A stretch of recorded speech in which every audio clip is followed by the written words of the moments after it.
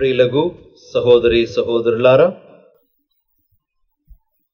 ఈరోజు ఆగమన కాల 3వ ఆదివారం.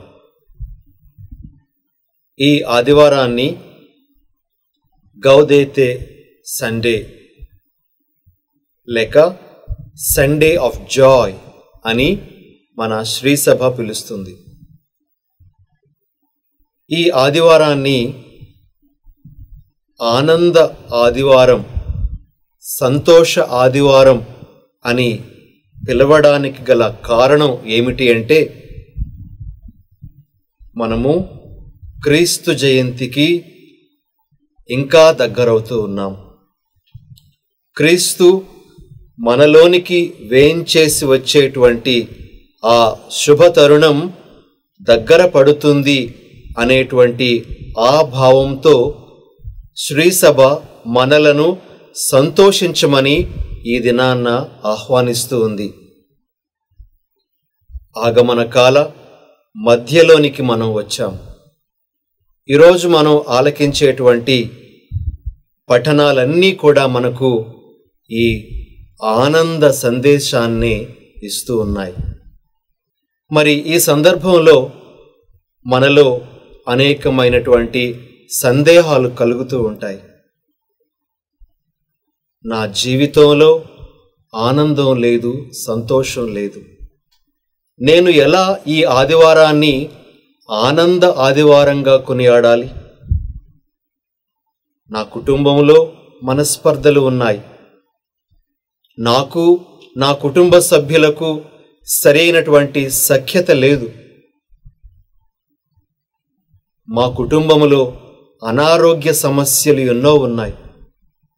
మా కుటుంబంలో ఆర్థిక పరమైనటువంటి సమస్యలు ఎన్నో ఉన్నాయి. ఇలాంటి సందర్భంలో మేము ఈ ఆదివారాన్ని ఎలా ఆనంద ఆదివారంగా కొనియాడాలి అని కొంతమందికి సందేహం ఉంటుంది. ప్రియులగు దేవుని బిడ్డలారా, ఈ సందర్భంలో ఒక వేదాంత పండితుడు, ఆయన పేరు హెన్రీ నోవెన్ అనేటువంటి ఆయన సంతోషానికి ఒక నిర్వచనాన్ని ఇస్తారు. ఆయన హ్యాపీనెస్, జాయ్ అనేటువంటి 2 మాటలు మన ముందు ఉంచుతూ ఆ 2 మాటలకు ఉండేటువంటి తేడాను గమనించమంటారు. మొట్టమొదటిగా ఆ హ్యాపీనెస్, జాయ్ అనేటువంటి ఆ మాటల మధ్య ఉండేటువంటి తేడాను ఆయన మాటల్లోనే మొట్టమొదటిగా మనము ఆలకించడానికి ప్రయత్నం చేద్దాం. While happiness is dependent on external conditions, joy is experience of knowing that you are unconditionally loved and that nothing, sickness, failure, emotional distress, oppression, war, or even death can take that love away.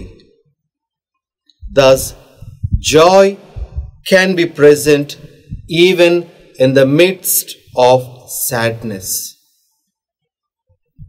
Henry Nouwen గారు అనేటువంటి ఆ మాటలను మనం ఈ విధంగా అనువదించుకోవచ్చు. హ్యాపీనెస్ని మనము సంతోషము అని, జాయ్ని పరమానందము అని మనము అర్థం చేసుకుంటూ, ఈ సంతోషము అనేటువంటిది మనకు కలిగేటువంటి కొన్ని లాభాల వలన, మనకు చేకూరేటువంటి ప్రయోజనాల వలన లభించేటువంటిదిగా గ్రహిస్తే, పరమానందం అనేటువంటిది నేను షరతులు లేకుండా ప్రేమించబడుతున్నాను అనేటువంటి దాని మీద ఆధారపడింది.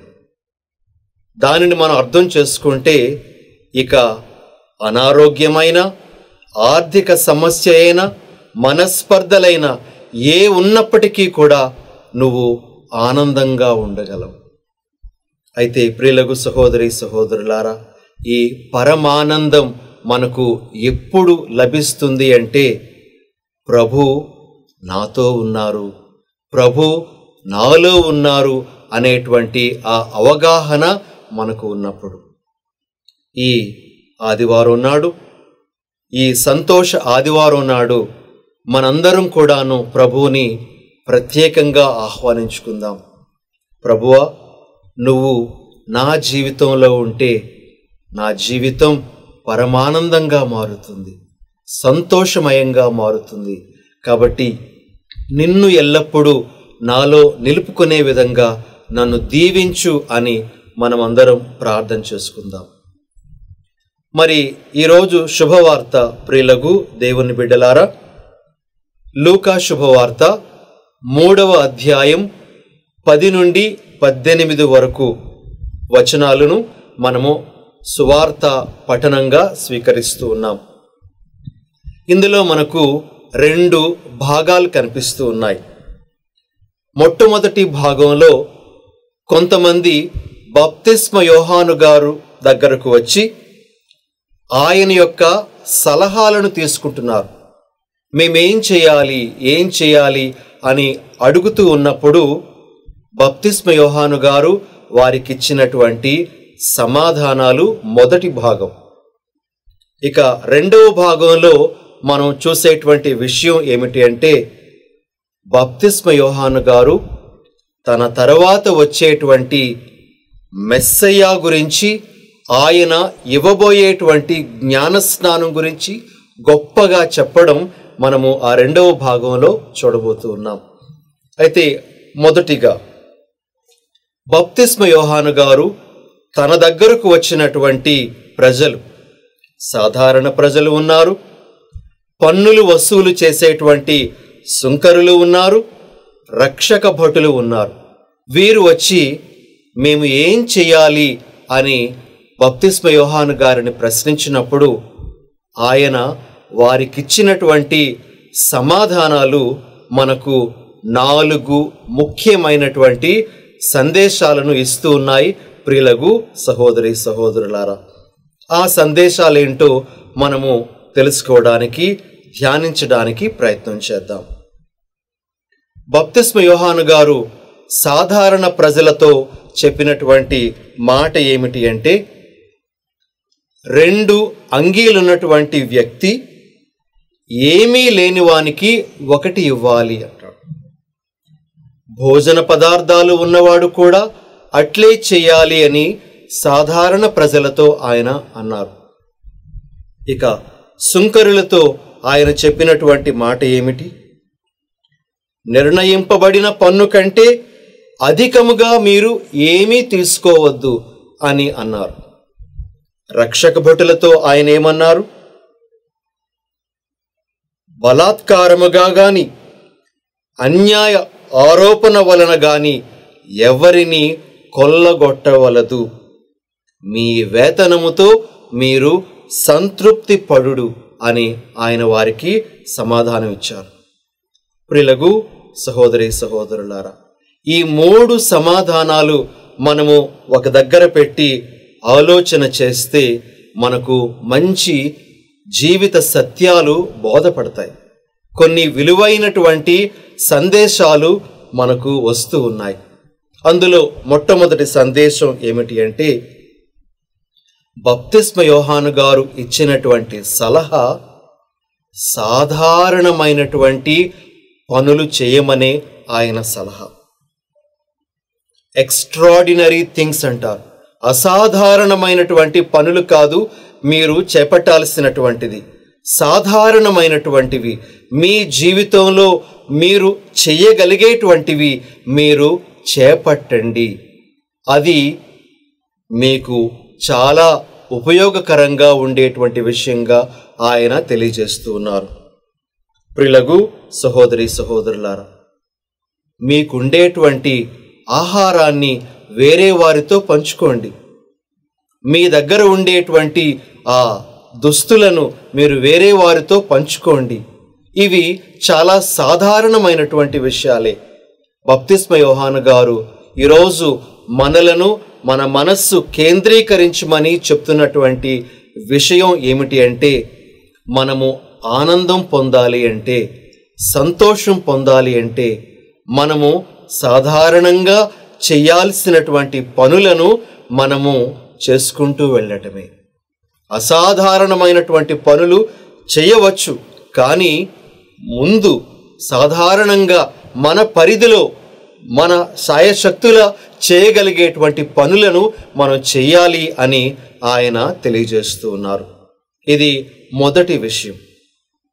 ఇక రెండవ విషయానికి వస్తే, బప్తిస్మ యోహాను గారు ఇచ్చినటువంటి ఆ సమాధానాలు మనకు తెలియజేసేటువంటి రెండవ విషయం ఏమిటి అంటే, మనము స్వార్థానికి దూరంగా ఉండాలి అని ఆయన కోరుతూ ఉన్నారు. ఆ 3 వర్గాలకు చెందినటువంటి వారికి బప్తిస్మ యోహాను గారు చెప్పినటువంటి సమాధానాల వెనుక ఎటువంటి భావాలు ఉన్నాయి అంటే, బహుశా ఆయన ఈ విధంగా చెప్తూ ఉండవచ్చు, నాకున్నది నాకే అనేటువంటి భావంతో కొంతమంది ఉంటారు. నాకు దుస్తులు ఉన్నాయి, నాకు నా ఆహార పదార్థాలు ఉన్నాయి, అవి నాకే అనేటువంటి భావంతో ఉండవచ్చు. మరికొంతమంది యొక్క భావం ఎలా ఉంటుంది అంటే, ఇతరులది కూడా నాకే, సుంకరులులాగా ఇతరులది కూడా నాకే చెందాలి అనేటువంటి భావంతో ఉండేటువంటి వారు కొంతమంది ఉంటారు. అయితే రక్షక భటులను గురించి బప్తిస్మ యోహాను గారు చెప్తూ, నా కోసం, నా సంతోషం కోసం నేనేదైనా చేస్తాను, బలవంతంగానైనా సరే వారి దగ్గర నుండి నేను సొమ్ము లాక్కుంటాను, అన్యాయంగానైనా సరే వారి దగ్గర నుండి నేను తీసుకుంటాను, నా కోసం నేను ఏదైనా సరే చేస్తాను అనేటువంటిది రక్షక భటుల యొక్క ప్రవర్తనలో కనిపించే విషయంగా బప్తిస్మ యోహాను గారు గమనించి, ఇదిగో స్వార్థము అనేటువంటి దానిని మీ జీవితం నుండి పారద్రోలండి.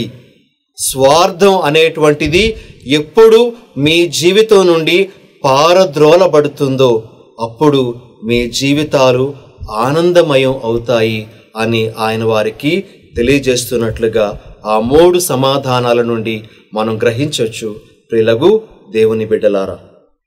ఇక మూడవది, బప్తిస్మ యోహాను గారు ఇచ్చినటువంటి ఆ 3 సమాధానాల వెనుక ఉండేటువంటి ఇంకొక సందేశం ఏమిటి అంటే, ఈ 3 సమాధానాలు ఆయా వ్యక్తులు చేపట్టినటువంటి వృత్తుల గురించి ఏమాత్రం కూడాను చెప్పడం లేదు. కానీ ఆయా వ్యక్తులు తమ యొక్క వృత్తులను చేపడుతూ ఉండేటప్పుడు అన్యాయముగా వారు ప్రవర్తించకూడదు. తమ యొక్క వృత్తిని అన్యాయంగా వారు వాడుకొని ఇతరులను వారు కొల్లగొట్టకూడదు అనేటువంటి విషయం తెలియజేస్తుంది. ప్రియ సహోదరి సహోదరులారా, ఏ వృత్తి చేపట్టినప్పటికీ కూడా ఆ యొక్క వృత్తిలో అనైతికత అనేటువంటిది కనిపించకూడదు, ఇమ్మొరాలిటీ అనేటువంటిది కనిపించకూడదు అని బప్తిస్మ యోహాను గారు వారికి ఇచ్చినటువంటి సమాధానాల ద్వారా తెలియజేస్తూ ఉన్నారు అని మనం చెప్పచ్చు. మన యొక్క వృత్తిని చిత్తశుద్ధితో మనం చేస్తూ వెళ్తే మనకు దాని నుండి వచ్చేటువంటి ఆనందం, సంతోషం అనేటువంటిది మనం తప్పనిసరిగా అనుభూతి చెందగలం. ఇక 4వది, బప్తిస్మ యోహాను గారు ఇచ్చినటువంటి ఆ 3 సమాధానాల నుండి వచ్చేటువంటి ఇంకొక సందేశం ఏమిటి అంటే, సోదర ప్రేమలోనే మనకు రక్షణ ఉంది, సోదర ప్రేమలోనే మనకు ఆనందం ఉంది అనే విషయాన్ని ఆయన తెలియజేస్తూ ఉన్నారు. ఇతరులతో పంచుకోమంటూ ఉన్నారు. ఇతరుల దగ్గర నుండి అన్యాయంగా వసూలు చేయవద్దు అంటూ ఉన్నారు. ఇతరులను బలవంతం చేసి మీ సుఖాల కోసం వారిని అన్యాయం చేయవద్దు అని కోరుతూ ఉన్నారు.